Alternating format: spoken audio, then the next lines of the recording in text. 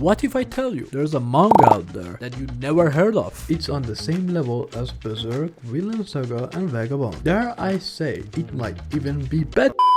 So bear with me and do not send a bald guy after me. There are reasons for my statement. 1. It is finished. Yes, you heard me right. A seinen manga has an ending and it's not on hiatus. Number 2.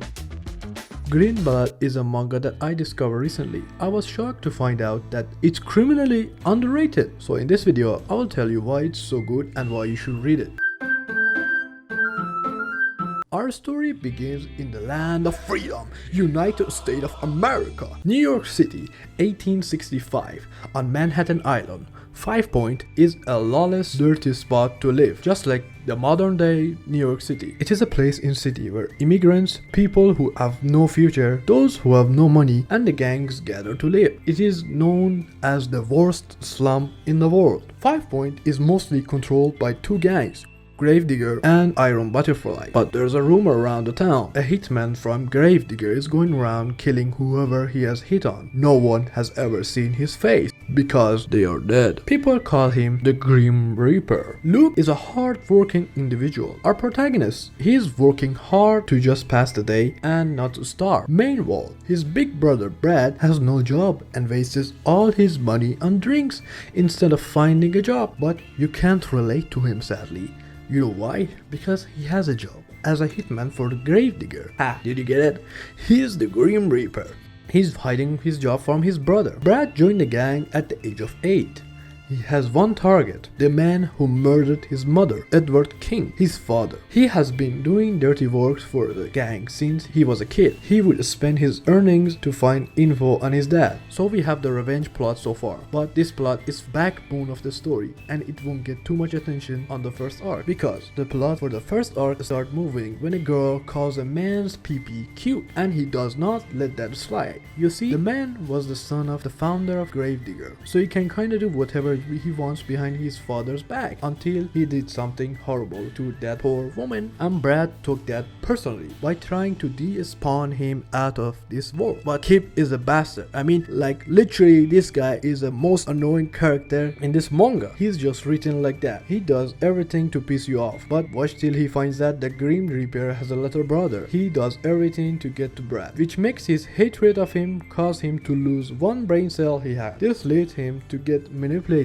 by literally everyone who wants Gravedigger gone. His stupidity caused his entire gang downfall. This brings us to what I like to call the journey to the west arc. It's a chase for Brad's father from New York to the west, which they encounter all sorts of characters and stories along the way.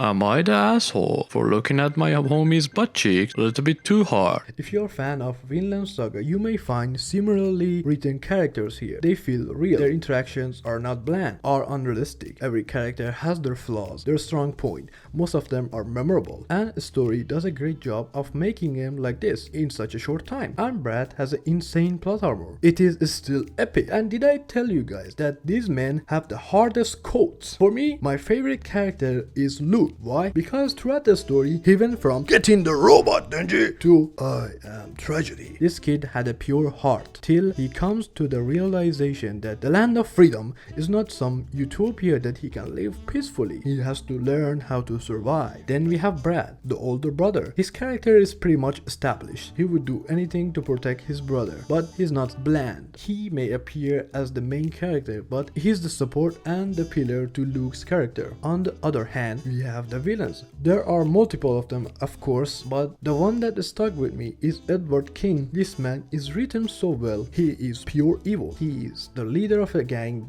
and they are the force of evil that terrorized the entire West to the point that Edward was named the villain of the century. Arthur does not shy from showing what he does to people. One thing that I liked is that we have less dialogues in here. It's more about showing than just telling, which brings us to have a rule and a saw and a board. Now cut it. I'm going to describe to you how I felt when I saw some of the pages from this manga for the first time.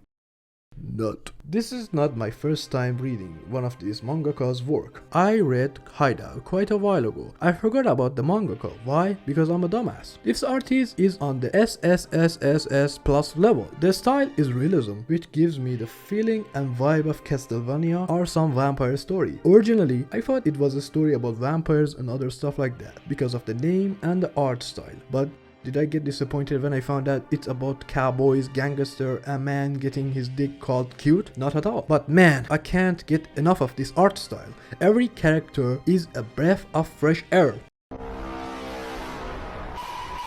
Green Blood is an extremely underrated manga. Why? I have no idea. I gave it a 9.5 out of 10. Why not 10? Because it's so short. The entire story wraps up in 49 chapters. It did not feel rushed at all. And by the time I hit the end, I wanted more chapters. I wanted to see more about Luke and his brother Brad. Ladies and gentlemen, that was my take on Green Blood. My goal for this video was to make an awareness of this manga and convince you to read it. If you are sold on it, drop a sub. If not, drop a sub anyway. By subbing, you can join my army and we can steal all the baby cats from a certain YouTuber. Also, thank you all for support for the last video. If you haven't watched it, it's right here. You can click on it right now. It's about